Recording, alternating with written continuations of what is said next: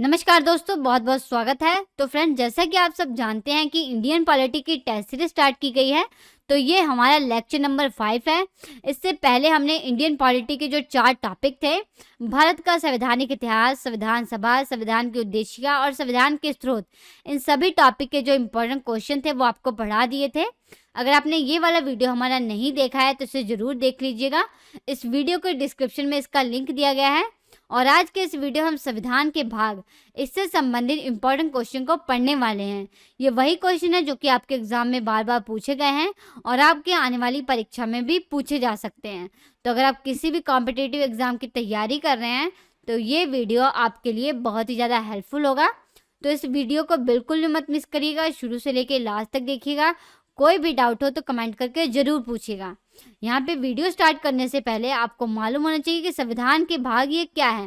तो एग्जाम्पल लेके मैं आपको समझाती हूँ, आपको बहुत ही आसान तरीके से समझ आएगा कि संविधान के भाग आखिर ये क्या है। तो देखिए, ये स्क्रीन पे आपको ये पेज दिखाई दे रहा होगा। जैसे यहाँ पे लिखा है चैप्टर नंबर 1। चैप्टर नंबर 1 का नाम लिखा है भौतिक जगत। और यहाँ पे लिखा है चैप्टर नंबर 2, इसका नाम है मात्रक और मापन। यहाँ पे लिखा है चैप्टर नंबर 3, इसका नाम है सरल रेखा में गति। और इन चैप्टर के अंदर ये सब टॉपिक दिए गए हैं। ये क्या है? सब टॉपिक है इन चैप्टर के, ठीक है। तो उसी तरह ये हमारे संविधान के जो भाग हैं ये चैप्टर ही हैं। जो भाग 1 है, मान लीजिए ये चैप्टर नंबर 1 है। चैप्टर नंबर 1 का नाम है संघ और उसके क्षेत्र। इसके अंदर जो सब टॉपिक है वो आर्टिकल है, यानी कि आर्टिकल 1, आर्टिकल 2, आर्टिकल 3, आर्टिकल 4, इनकी पूरी व्याख्या जो है ये संघ और उसके क्षेत्र के अंदर की गई है। उसी प्रकार से भाग 2 है, यानी कि चैप्टर नंबर 2 है। इसका नाम क्या है? नागरिकता है। इसके अंदर आर्टिकल कौन से हैं? आर्टिकल 5 से लेकर 11 तक है, यानी कि इसके अंदर जो सब टॉपिक है वो आर्टिकल है। इनकी पूरी व्याख्या नागरिकता के चैप्टर में की गई है, यानी कि आर्टिकल 5, आर्टिकल 6, आर्टिकल 7, आर्टिकल 8, 9, 10, 11, इन सभी आर्टिकल की पूरी व्याख्या जो है वो भाग 2 में की गई है, ठीक है, जिस चैप्टर का नाम है नागरिकता। और जो भाग 3 है कि चैप्टर नंबर 3 है ये, इसका नाम क्या है? मौलिक अधिकार, यानी कि फंडामेंटल राइट्स। इसके अंदर जो आर्टिकल है वो आर्टिकल 12 से लेकर 35 तक की पूरी व्याख्या जो है ये भाग 3 में की गई है। तो आई होप आपको समझ आ रहा होगा कि जो भाग हैं ये मान लीजिए चैप्टर हैं, और जो ये संघ और उसके क्षेत्र है ये मान लीजिए उस चैप्टर के नाम है। और इसके अंदर जो सब टॉपिक दिए गए हैं वो आर्टिकल दिए गए हैं, यानी कि इसके अंदर जो आर्टिकल है उनकी पूरी व्याख्या हमें डिटेल में पढ़ना है कि किस आर्टिकल में क्या लिखा गया है। आई होप आपको समझ आ गया होगा कि भाग क्या है, ठीक है। अब यहाँ पे आपको मालूम होना चाहिए कि वर्तमान में हमारे संविधान में कुल कितने भाग हैं। तो वर्तमान में हमारे संविधान में कुल 25 भाग हैं, यानी कि 25 चैप्टर हैं वर्तमान में हमारे संविधान में, ठीक है। देखिए, जब हमारा मूल संविधान बनकर तैयार हुआ था तो हमारे मूल संविधान में कुल 22 भाग थे, 395 अनुच्छेद थे और 8 अनुसूचियां थी।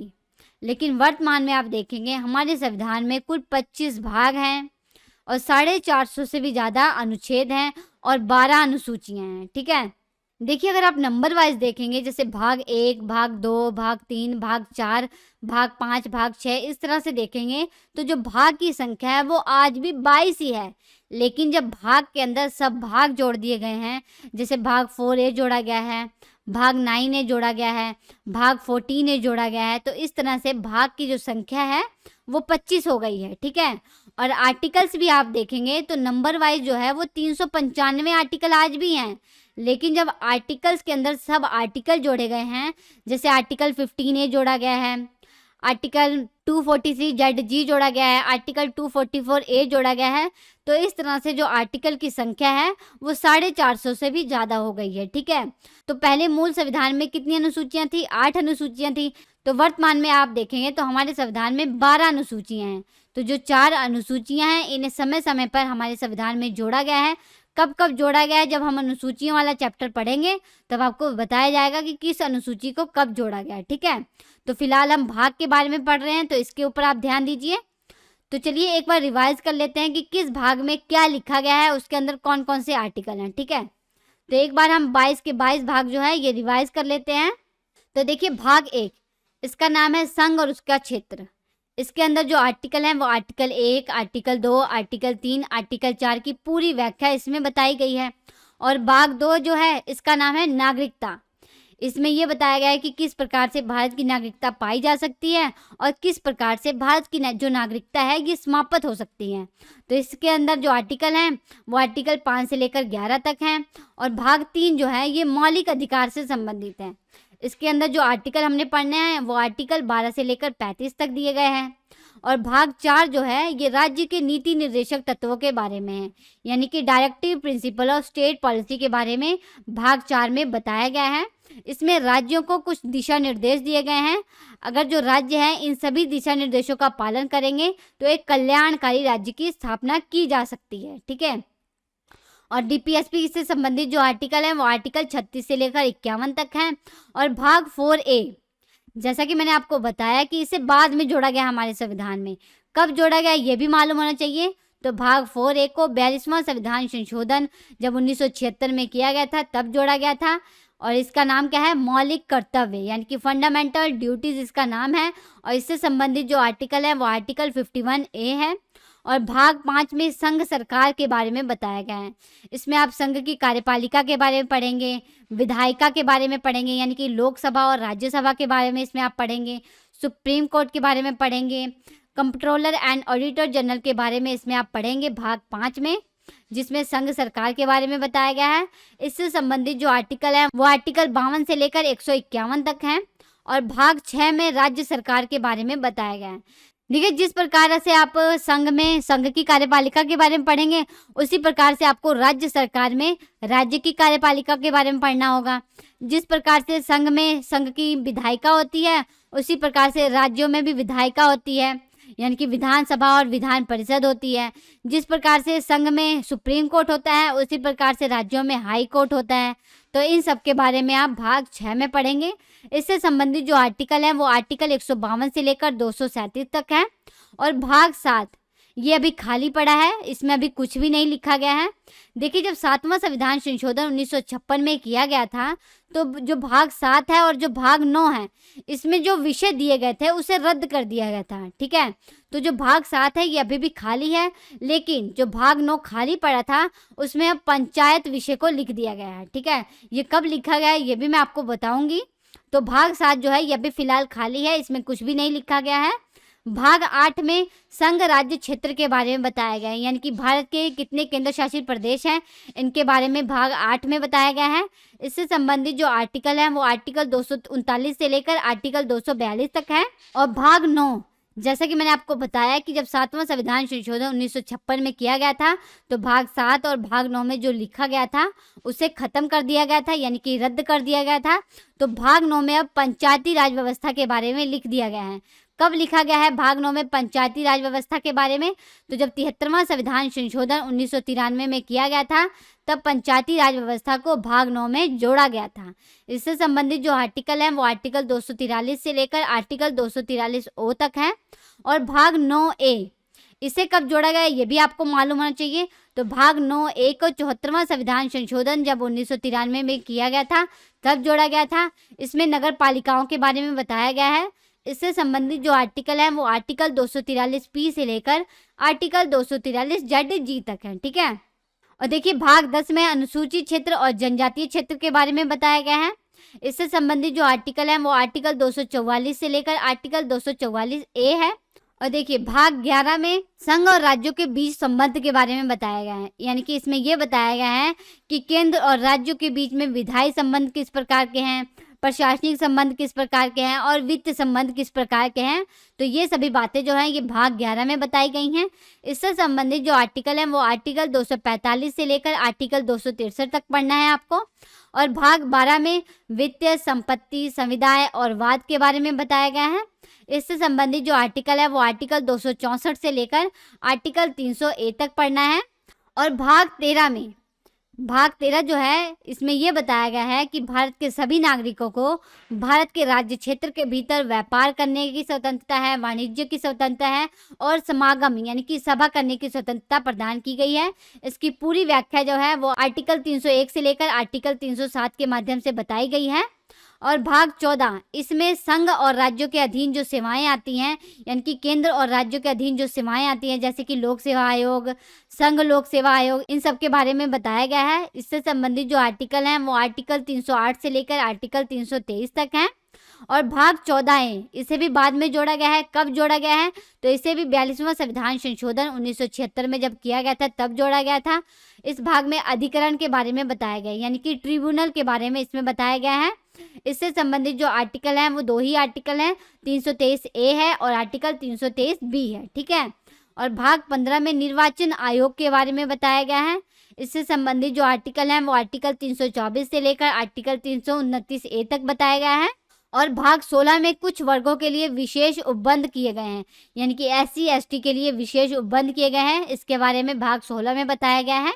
इससे संबंधित जो आर्टिकल हैं वो आर्टिकल 330 से लेकर आर्टिकल 342 तक है। और भाग 17 में राजभाषा के बारे में बताया गया है।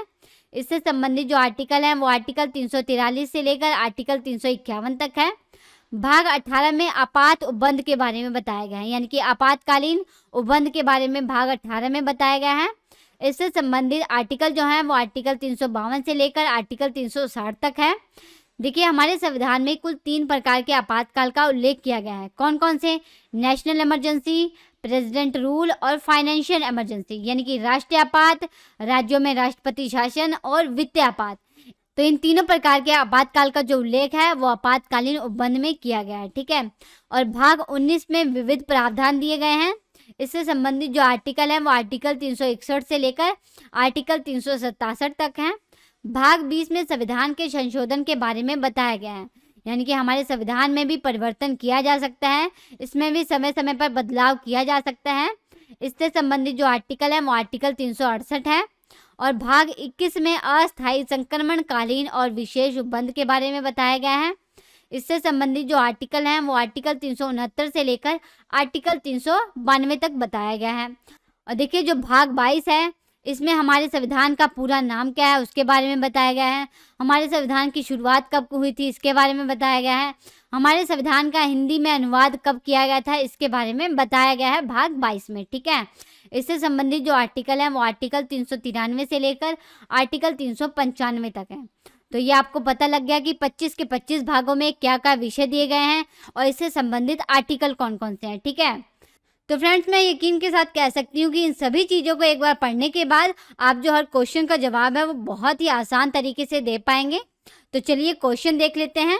आज का हमारा पहला क्वेश्चन है, भारतीय संविधान कितने भाग में विभाजित किया गया है? तो इसका राइट आंसर हो जाएगा ऑप्शन सी, 25 भाग में। हमारे भारत के संविधान को 25 भागों में विभाजित किया गया है।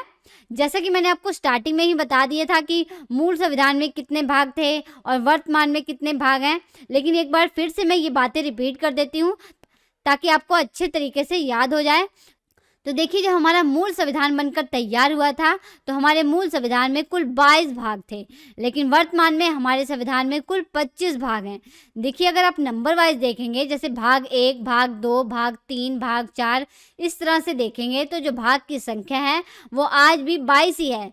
लेकिन जब भाग के अंदर सब भाग जोड़े गए हैं, जैसे भाग 4A जोड़ा गया है, भाग 14A जोड़ा गया है, भाग 9A जोड़ा गया है, तो इस प्रकार से भाग की जो संख्या है वो 25 हो गई है, ठीक है। वर्तमान में हमारे संविधान में कुल कितने भाग हैं ये पूछा जाए तो 25 भाग हैं वर्तमान में हमारे संविधान में, ठीक है। और यहाँ पे आपको मालूम होना चाहिए भाग 4A को हमारे संविधान में कब जोड़ा गया है, भाग 14A को हमारे संविधान में कब जोड़ा गया है, भाग 9A को हमारे संविधान में कब जोड़ा गया है, ठीक है। तो देखिए, भाग 4A और भाग 14A को हमारे संविधान में 42वां संविधान संशोधन जब 1976 में किया गया था तब जोड़ा गया था। और भाग 9A को हमारे संविधान में कब जोड़ा गया? तो भाग 9A को 74वां संविधान संशोधन जब 1993 में किया गया था तब जोड़ा गया था, ठीक है। और यहाँ पे आपको मालूम होना चाहिए कि भाग 4A में क्या लिखा गया है। तो भाग 4A में मौलिक कर्तव्य के बारे में बताया गया है, यानी कि फंडामेंटल ड्यूटीज़ के बारे में भाग 4A में बताया गया है। और मौलिक कर्तव्यों से संबंधित आर्टिकल कौन से हैं? तो मौलिक कर्तव्य से संबंधित जो आर्टिकल है वो आर्टिकल 51A है, ठीक है। इंपॉर्टेंट क्वेश्चन है, एग्जाम में कई बार पूछा गया है। और दूसरा क्वेश्चन आपको मालूम होना चाहिए कि भाग 14A में क्या लिखा गया है। तो भाग 14A में अधिकरण के बारे में बताया गया है, यानी कि ट्रिब्यूनल के बारे में भाग 14A में बताया गया है। और अधिकरण से संबंधित आर्टिकल कौन कौन से हैं? तो अधिकरण से संबंधित 2 ही आर्टिकल हैं, आर्टिकल 323A और आर्टिकल 323B। ये 2 जो आर्टिकल हैं ये ट्रिब्यूनल से संबंधित हैं, जिसका उल्लेख भाग 14A में किया गया है। ठीक है। और भाग 9A में किस चीज़ का उल्लेख किया गया है? तो भाग 9A में नगर पालिकाओं के बारे में बताया गया है। नगर पालिकाओं का जो उल्लेख है ये भाग 9A में किया गया है। और नगर पालिका से संबंधित आर्टिकल कौन कौन से हैं? तो आर्टिकल 243P से लेकर आर्टिकल 243ZG तक जो है ये नगर पालिका से संबंधित है। ये सभी क्वेश्चन एग्जाम में कई बार पूछे गए हैं, नोट डाउन कर लीजिएगा। अगला क्वेश्चन है, संविधान के किस भाग में संविधान संशोधन की प्रक्रिया का उल्लेख किया गया है? तो इसका राइट आंसर हो जाएगा ऑप्शन सी, भाग 20 में। हमारे संविधान के भाग 20 में संविधान संशोधन की प्रक्रिया का उल्लेख किया गया है। अगर आपसे ये पूछा जाए संविधान संशोधन की प्रक्रिया का उल्लेख किस आर्टिकल में किया गया है? तो आर्टिकल 368, आर्टिकल 368 में संविधान संशोधन की प्रक्रिया का उल्लेख किया गया है। अगर आपसे ये पूछा जाए हमारे संविधान संशोधन की जो प्रक्रिया है ये किस देश के संविधान से ली गई है? तो हमारे संविधान में संविधान संशोधन की प्रक्रिया का जो प्रावधान है ये दक्षिण अफ्रीका के संविधान से लिया गया है। ठीक है, दक्षिण अफ्रीका के संविधान से संविधान संशोधन की प्रक्रिया का प्रावधान लिया गया है। अगला क्वेश्चन है, हमारे संविधान के किस भाग में पंचायती राज व्यवस्था का वर्णन किया गया है? तो इसका राइट आंसर हो जाएगा ऑप्शन ए, भाग 9 में। हमारे संविधान के भाग 9 में पंचायती राज व्यवस्था का उल्लेख किया गया है।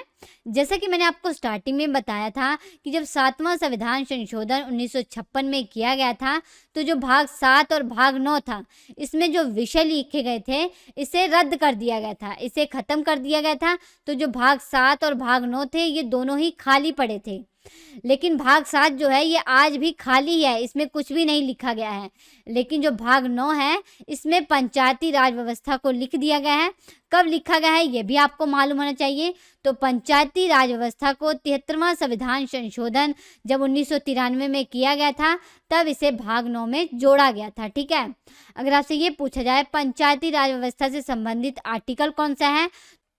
तो आर्टिकल 243 से लेकर आर्टिकल 243O तक जो है ये पंचायती राज व्यवस्था से संबंधित है। अगर आपसे ये पूछा जाए हमारे संविधान में पंचायतों को काम करने के लिए कितने विषय प्रदान किए गए हैं? तो हमारे संविधान में पंचायतों को काम करने के लिए कुल 29 विषय प्रदान किए गए हैं। ठीक है, इन 29 विषयों का उल्लेख हमारे संविधान की किस अनुसूची में किया गया है? तो इन 29 विषयों का उल्लेख हमारे संविधान की 11वीं अनुसूची में किया गया है। ठीक है, और यहाँ पे पंचायती राज व्यवस्था का नाम आया है तो इससे संबंधित बहुत से क्वेश्चन एग्जाम में पूछे जाते हैं। अगर आपसे ये पूछा जाए हमारे संविधान में कितने प्रकार की पंचायती राज व्यवस्था का उल्लेख किया गया है? तो हमारे संविधान में त्रिस्तरीय पंचायती राज व्यवस्था का उल्लेख किया गया है। जिला पंचायत, पंचायत समिति और ग्राम पंचायत, इन 3 प्रकार की पंचायती राज व्यवस्था का जो उल्लेख है वो हमारे संविधान में किया गया है। यहाँ से भी एक इम्पॉर्टेंट क्वेश्चन निकल के आता है। अगर आपसे ये पूछा जाए त्रिस्तरीय पंचायती राज व्यवस्था का जो सुझाव है ये सबसे पहले किस समिति ने दिया था? तो बलवंत राय मेहता समिति ने सबसे पहले त्रिस्तरीय पंचायती राज व्यवस्था का सुझाव दिया था। बलवंत राय मेहता समिति का गठन कब किया गया था? तो बलवंत राय मेहता समिति का जो गठन है वो 1957 में किया गया था। ठीक है, अगर आपसे ये पूछा जाए द्विस्तरीय पंचायती राज व्यवस्था का सुझाव किस समिति ने दिया था? तो अशोक मेहता समिति ने द्विस्तरीय पंचायती राज व्यवस्था का सुझाव दिया था। इन्होंने ये कहा था कि जो पंचायती राज व्यवस्था है ये 2 स्तर की होनी चाहिए, जिला पंचायत और पंचायत समिति। ये 2 स्तर की पंचायती राज व्यवस्था का सुझाव सबसे पहले अशोक मेहता समिति ने दिया था। अशोक मेहता समिति का गठन कब किया गया था? तो अशोक मेहता समिति का गठन 1977 में किया गया था। अगर आपसे ये पूछा जाए सबसे पहले पंचायती राज व्यवस्था को किस राज्य में लागू किया गया था? तो सबसे पहले पंचायती राज व्यवस्था को राजस्थान राज्य में लागू किया गया था।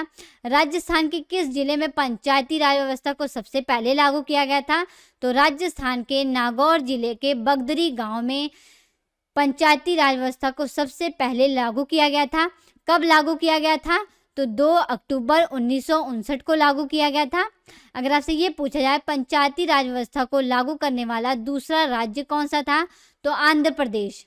आंध्र प्रदेश पंचायती राज व्यवस्था को लागू करने वाला दूसरा राज्य था। आंध्र प्रदेश में पंचायती राज व्यवस्था को कब लागू किया गया था, तो 11 अक्टूबर 1959 को आंध्र प्रदेश में पंचायती राज व्यवस्था को लागू किया गया था। अगर आपसे ये पूछा जाए पूरे देश में पंचायती राज व्यवस्था को कब लागू किया गया था, तो पूरे देश में पंचायती राज व्यवस्था को 24 अप्रैल 1993 में लागू किया गया था। और आपको मालूम ही होगा हर साल 24 अप्रैल को राष्ट्रीय पंचायती राज दिवस मनाया जाता है। अगर आपसे ये पूछा जाए राष्ट्रीय पंचायती राज दिवस कब मनाया जाता है, तो राष्ट्रीय पंचायती राज दिवस हर साल 24 अप्रैल को मनाया जाता है। इंपॉर्टेंट क्वेश्चन है, एग्जाम में कई बार पूछा गया है। ये सभी क्वेश्चन जो आपको बताए गए हैं ये बहुत ही ज़्यादा इंपॉर्टेंट है, नोट डाउन कर लीजिएगा, एग्जाम में कई बार पूछे गए हैं। अगला क्वेश्चन है संविधान के किस भाग में नीति निर्देशक तत्वों का उल्लेख किया गया है, तो इसका राइट आंसर हो जाएगा ऑप्शन बी, भाग 4 में। हमारे संविधान के भाग 4 में राज्य के नीति निर्देशक तत्व यानी कि directive principle of state policy का उल्लेख किया गया है। अगर आपसे ये पूछा जाए राज्य के नीति निर्देशक तत्वों से संबंधित आर्टिकल कौन से हैं, तो आर्टिकल 36 से लेकर 51 तक जो हैं ये राज्य के नीति निर्देशक तत्वों से संबंधित हैं। और यहाँ पे भी एक इम्पॉर्टेंट क्वेश्चन आपको मालूम होना चाहिए। अगर आपसे ये पूछा जाए राज्य के नीति निर्देशक तत्वों को किस देश के संविधान से लिया गया है, तो राज्य के नीति निर्देशक तत्वों को आयरलैंड के संविधान से लिया गया है। ठीक है, आयरलैंड के संविधान से डीपीएसपी यानी कि directive principle of state policy को लिया गया है। अगला क्वेश्चन है संविधान के भाग 1 में निम्न में से किसका वर्णन है, तो इसका राइट आंसर हो जाएगा ऑप्शन ए, संघ और उसका राज्य क्षेत्र। संघ और उसके राज्य क्षेत्र के बारे में संविधान के भाग 1 में बताया गया है। और संघ और उसके राज्य क्षेत्र से संबंधित आर्टिकल कौन से हैं, तो आर्टिकल 1 से लेकर 4 तक जो हैं ये संघ और उसके राज्य क्षेत्र से संबंधित हैं। देखिए संघ और उसके राज्य क्षेत्र, इसमें क्या बताया गया है, तो इसमें हमारे भारत के नाम के बारे में बताया गया है और उसके क्षेत्र के बारे में बताया गया है। देखिए जैसा कि भारत के जो राज्य हैं उनके नामों में एक परिवर्तन करना है, या दो से अधिक राज्यों को आपस में मिलाकर एक राज्य बनाना है, या राज्यों की सीमा में कोई परिवर्तन करना है, या विदेशी क्षेत्र को हमारे भारत में मिलाना है, तो ये सभी जो काम हैं ये संघ और उसके राज्य क्षेत्र में बताए गए हैं, जिससे संबंधित जो आर्टिकल हैं वो आर्टिकल 1 से लेकर 4 तक हैं। अगला क्वेश्चन है भारतीय संविधान के किस भाग में नगर पालिकाओं से संबंधित प्रावधान है, तो इसका राइट आंसर हो जाएगा ऑप्शन बी, भाग 9A में। भाग 9A में नगर पालिका के बारे में बताया गया है। और आपको मालूम होना चाहिए भाग 9A इसे हमारे संविधान में कब जोड़ा गया, तो 74वां संविधान संशोधन जब 1993 में किया गया था तो भाग 9A को जोड़ा गया हमारे संविधान में। और यहाँ पे आपको मालूम होना चाहिए कि नगर पालिका से संबंधित आर्टिकल कौन कौन से हैं, तो नगर पालिका से संबंधित जो आर्टिकल हैं वो आर्टिकल 243P से लेकर आर्टिकल 243ZG तक है। ठीक है, और यहाँ पे नगर पालिका का नाम आया तो इससे संबंधित भी आपको 2-3 क्वेश्चन इंपॉर्टेंट मालूम होने चाहिए। अगर आपसे ये पूछा जाए हमारे संविधान में कितने प्रकार की नगर पालिकाओं का गठन किया गया है, तो हमारे संविधान में कुल 3 प्रकार की नगर पालिकाओं का गठन किया गया है। पहली है नगर पंचायत, दूसरी है नगर पालिका परिषद और तीसरा है नगर निगम। इन 3 प्रकार की नगर पालिकाओं का जो गठन है वो हमारे संविधान में किया गया है। ठीक है, अगर आपसे ये पूछा जाए सबसे पहले किस शहर में नगर निगम की स्थापना की गई थी, तो सबसे पहले मद्रास शहर में नगर निगम की स्थापना की गई थी। कब की गई थी, तो 1687 ईस्वी में। 1687 ईस्वी में सबसे पहले नगर निगम की स्थापना मद्रास में की गई थी। ठीक है, अगर आपसे ये पूछा जाए मद्रास के बाद किन शहरों में नगर निगम की स्थापना की गई, तो कलकत्ता और मुंबई। कलकत्ता और मुंबई में मद्रास के बाद नगर निगम की स्थापना की गई थी। कब की गई थी, तो 1726 ईस्वी में की गई थी। ये दोनों ही क्वेश्चन एग्जाम में पूछे गए हैं, इंपॉर्टेंट है, नोट डाउन कर लीजिएगा। अगला क्वेश्चन है भारतीय संविधान का कौन सा भाग मौलिक अधिकारों से संबंधित है, तो इसका राइट आंसर हो जाएगा ऑप्शन सी, भाग 3। जो हमारे संविधान का भाग 3 है ये मौलिक अधिकारों से संबंधित है। और मौलिक अधिकार से संबंधित आर्टिकल कौन कौन से हैं, तो आर्टिकल 12 से लेकर 35 तक जो हैं ये मौलिक अधिकार से संबंधित हैं। ठीक है, अगर आपसे ये पूछा जाए मौलिक अधिकारों को किस देश के संविधान से लिया गया है, तो मौलिक अधिकारों को अमेरिका के संविधान से लिया गया है। इंपॉर्टेंट क्वेश्चन है, एग्जाम में कई बार पूछा गया है। और यहाँ पे आपको मालूम होना चाहिए कि वर्तमान में हमारे संविधान में कितने प्रकार के मौलिक अधिकार प्रदान किए गए हैं। तो वर्तमान में हमारे संविधान में कुल 6 प्रकार के मौलिक अधिकार का उल्लेख किया गया है। देखिए, जब हमारा मूल संविधान बनकर तैयार हुआ था तो हमारे मूल संविधान में कुल 7 मौलिक अधिकार नागरिकों को प्रदान किए गए थे। ठीक है, देखिए जो 7वां मौलिक अधिकार था संपत्ति का अधिकार। इसे जब 44वां संविधान संशोधन 1978 में किया गया था तब इसे मौलिक अधिकार की सूची से हटाकर कानूनी अधिकार बना दिया गया था। ठीक है, तो वर्तमान में हमारे संविधान में कुल 6 मौलिक अधिकार हैं। ये 6 मौलिक अधिकार कौन कौन से हैं ये भी आपको मालूम होना चाहिए। तो देखिए, पहला है समानता का अधिकार, दूसरा है स्वतंत्रता का अधिकार, तीसरा है शोषण के विरुद्ध अधिकार, चौथा है संवैधानिक उपचारों का अधिकार, पांचवा है संस्कृत और शिक्षा संबंधी अधिकार और छठा है धार्मिक स्वतंत्रता का अधिकार। ये 6 प्रकार के मौलिक अधिकार जो हैं ये नागरिकों को प्रदान किए गए हैं। और यहाँ पे संवैधानिक उपचारों का अधिकार लिखा है, तो इससे संबंधित एक इम्पॉर्टेंट क्वेश्चन आपको मालूम होना चाहिए। अगर आपसे ये पूछा जाए संवैधानिक उपचारों के अधिकार को संविधान की मूल आत्मा और हृदय किसने कहा है, तो डॉक्टर भीमराव अंबेडकर ने। डॉक्टर भीमराव अंबेडकर ने संवैधानिक उपचारों के अधिकार को संविधान की मूल आत्मा और हृदय कहा है। संवैधानिक उपचारों के अधिकार से संबंधित आर्टिकल कौन सा है, तो आर्टिकल 32। आर्टिकल 32 जो है ये संवैधानिक उपचारों के अधिकार से संबंधित है। ये क्वेश्चन एग्जाम में कई बार पूछा गया है, इसलिए आपको बताया गया है, नोट डाउन कर लीजिएगा। अगला क्वेश्चन है संविधान के भाग 15 में निम्न में से किसका वर्णन है, तो इसका राइट आंसर हो जाएगा ऑप्शन डी, निर्वाचन आयोग का। हमारे संविधान के भाग 15 में निर्वाचन आयोग का उल्लेख किया गया है। और यहाँ पे आपको मालूम होना चाहिए कि निर्वाचन आयोग से संबंधित आर्टिकल कौन कौन से हैं, तो आर्टिकल 324 से लेकर आर्टिकल 329 तक जो हैं ये निर्वाचन आयोग से संबंधित है। अगर आपसे ये पूछा जाए निर्वाचन आयोग की स्थापना कब हुई थी, तो निर्वाचन आयोग की जो स्थापना है ये 25 जनवरी 1950 को हुई थी। ठीक है, और आपको मालूम होना चाहिए कि हर साल 25 जनवरी को नेशनल वोटर डे मनाया जाता है। अगर आपसे ये पूछा जाए राष्ट्रीय मतदाता दिवस यानी कि नेशनल वोटर डे कब मनाया जाता है, तो हर साल 25 जनवरी को नेशनल वोटर डे मनाया जाता है। इंपॉर्टेंट क्वेश्चन है, एग्जाम में कई बार पूछा गया है। अगर आपसे ये पूछा जाए निर्वाचन आयोग के पहले मुख्य निर्वाचन आयुक्त कौन थे, तो सुकुमार सेन। सुकुमार सेन जो थे ये निर्वाचन आयोग के पहले मुख्य निर्वाचन आयुक्त थे। और वर्तमान में निर्वाचन आयोग के मुख्य निर्वाचन आयुक्त कौन है, सुनील अरोड़ा। सुनील अरोड़ा वर्तमान में निर्वाचन आयोग के मुख्य निर्वाचन आयुक्त हैं। अगर आपसे ये पूछा जाए निर्वाचन आयोग की एकमात्र महिला मुख्य निर्वाचन आयुक्त कौन है, तो वी.एस. रमा देवी। वी.एस. रमा देवी जो हैं ये निर्वाचन आयोग की एकमात्र महिला हैं जो कि मुख्य निर्वाचन आयुक्त रह चुकी हैं। अगर आपसे ये पूछा जाए निर्वाचन आयोग के सदस्यों की नियुक्ति कौन करता है, तो निर्वाचन आयोग के सदस्यों की जो नियुक्ति है वो राष्ट्रपति के द्वारा की जाती है। ठीक है, तो इतनी इंपॉर्टेंट बातें आपको मालूम होनी चाहिए थी इस क्वेश्चन के बारे में। ये सभी क्वेश्चन एग्जाम में कई बार पूछे गए हैं, इंपॉर्टेंट है।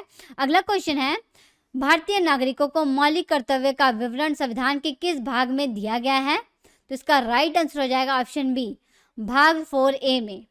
भाग 4A में नागरिकों के मौलिक कर्तव्यों का उल्लेख किया गया है। और आपको मालूम होना चाहिए कि मौलिक कर्तव्य से संबंधित आर्टिकल कौन सा है, तो आर्टिकल 51A। आर्टिकल 51A जो है ये मौलिक कर्तव्यों से संबंधित है। देखिए, जब हमारा मूल संविधान बनकर तैयार हुआ था तो हमारे संविधान में मौलिक कर्तव्य शामिल नहीं थे। मौलिक कर्तव्यों को हमारे संविधान में बाद में शामिल किया गया है। कब शामिल किया गया है, तो 42वां संविधान संशोधन जब 1976 में किया गया है तब मौलिक कर्तव्यों को हमारे संविधान में जोड़ा गया है भाग 4A के माध्यम से। देखिए, जब मौलिक कर्तव्यों को हमारे संविधान में जोड़ा गया था तो उस समय हमारे संविधान में कुल 10 मौलिक कर्तव्य हमें प्रदान किए गए थे, लेकिन वर्तमान में आप देखेंगे तो हमारे संविधान में कुल 11 मौलिक कर्तव्य हैं। देखिए, जो 11वां मौलिक कर्तव्य है इसे 86वां संविधान संशोधन जब 2002 में किया गया था तब जोड़ा गया था। इंपॉर्टेंट क्वेश्चन है, ये सभी एग्जाम में बहुत बार पूछे गए हैं। अगला क्वेश्चन है, संघीय कार्यपालिका की व्याख्या संविधान के किस भाग में की गई है? तो इसका राइट आंसर हो जाएगा ऑप्शन डी, भाग 5 में। हमारे संविधान के भाग 5 में संघीय कार्यपालिका की व्याख्या की गई है। देखिए, भाग 5 में तो संघ सरकार के बारे में बताया गया है, जिसमें संघ की कार्यपालिका आ जाती है, संघ की विधायिका आ जाती है, यानी कि लोकसभा राज्यसभा आ जाता है, सुप्रीम कोर्ट आ जाता है, कैग यानी कि कंट्रोलर एंड ऑडिटर जनरल आ जाता है। तो इन सब के बारे में भाग 5 में बताया गया है। तो संघ कार्यपालिका के अंदर आप राष्ट्रपति के बारे में पढ़ेंगे, उपराष्ट्रपति के बारे में पढ़ेंगे, प्रधानमंत्री के बारे में पढ़ेंगे, मंत्रिपरिषद के बारे में पढ़ेंगे, महान्यायवादी के बारे में आप संघ की कार्यपालिका में पढ़ेंगे। ठीक है, जैसे कि अभी मैंने आपको बताया कि भाग 5 में संघ सरकार के बारे में बताया गया है। तो इससे संबंधित आर्टिकल कौन कौन से हैं?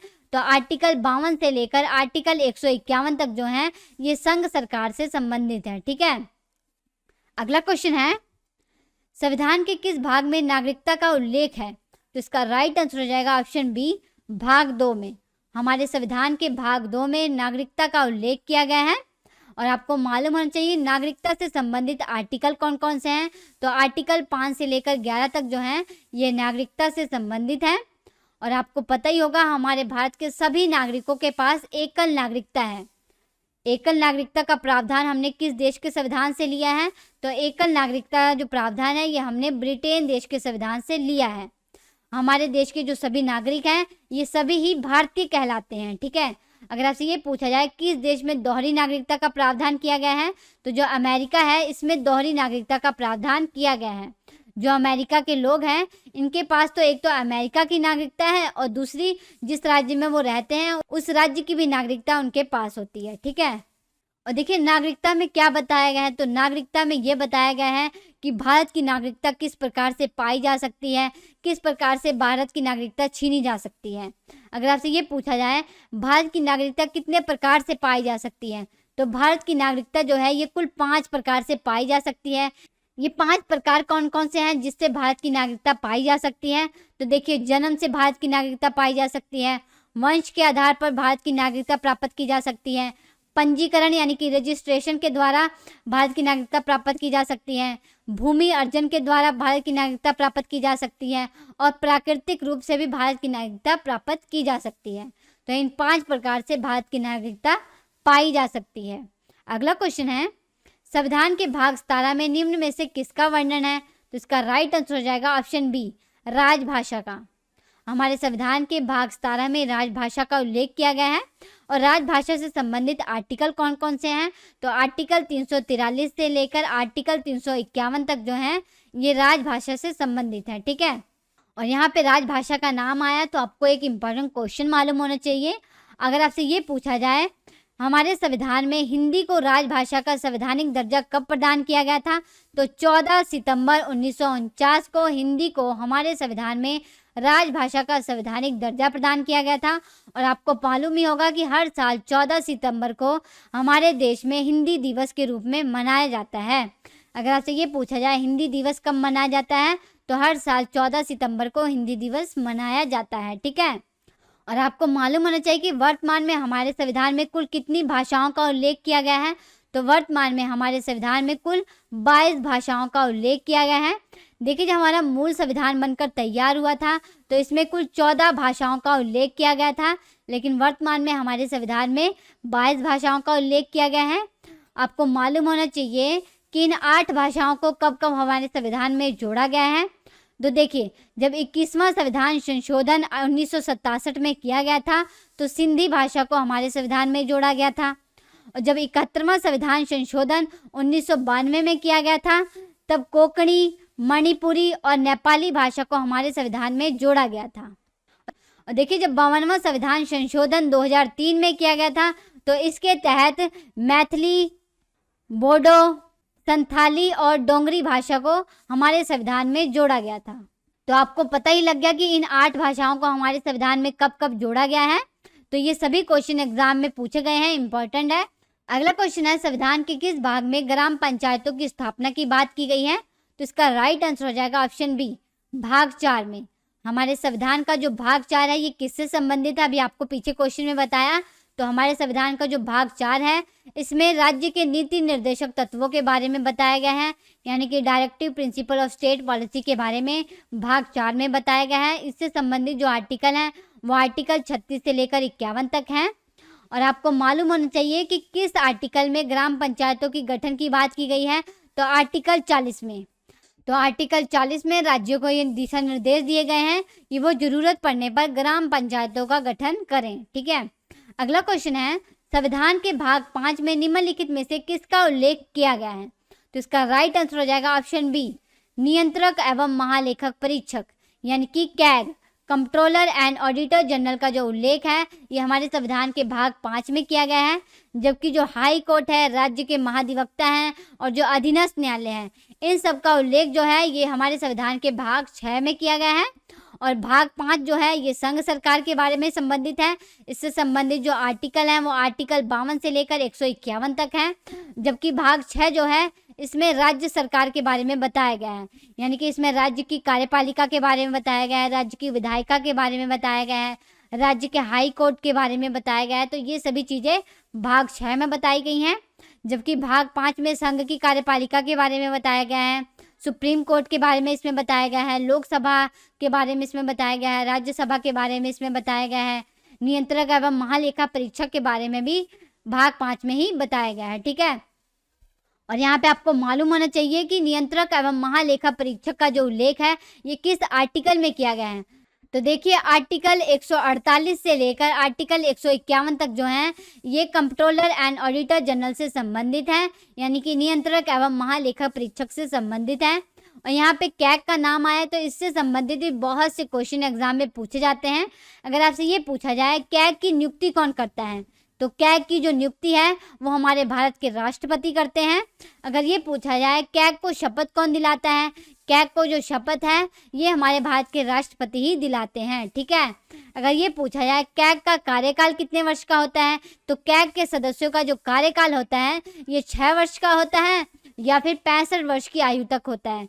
जो भी पहले पूरा हो जाता है वही माना जाता है। ठीक है, मैं एग्जाम्पल लेके आपको बताती हूँ। जैसे किसी कैग की जो नियुक्ति है वो 59 वर्ष की उम्र में होती है, तो उसका जो कार्यकाल होगा वो 6 वर्ष का होगा। ठीक है, अगर किसी कैग की जो नियुक्ति है वो 63 वर्ष की उम्र में होती है, तो उसका जो कार्यकाल होगा वो केवल 2 वर्ष का होगा, क्योंकि 65 वर्ष की उम्र में जो कैग होते हैं ये खुद ही रिटायर हो जाते हैं। ठीक है, और आपको मालूम होना चाहिए कि वर्तमान में हमारे भारत के कैग कौन है, तो राजीव महर्षि वर्तमान में हमारे भारत के कंट्रोलर एंड ऑडिटर जनरल हैं।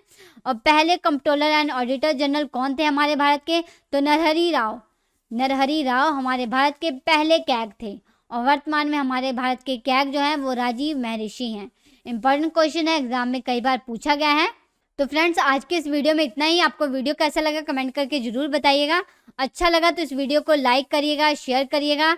हम आपसे मिलते हैं नेक्स्ट लेक्चर में, तब तक के लिए नमस्कार।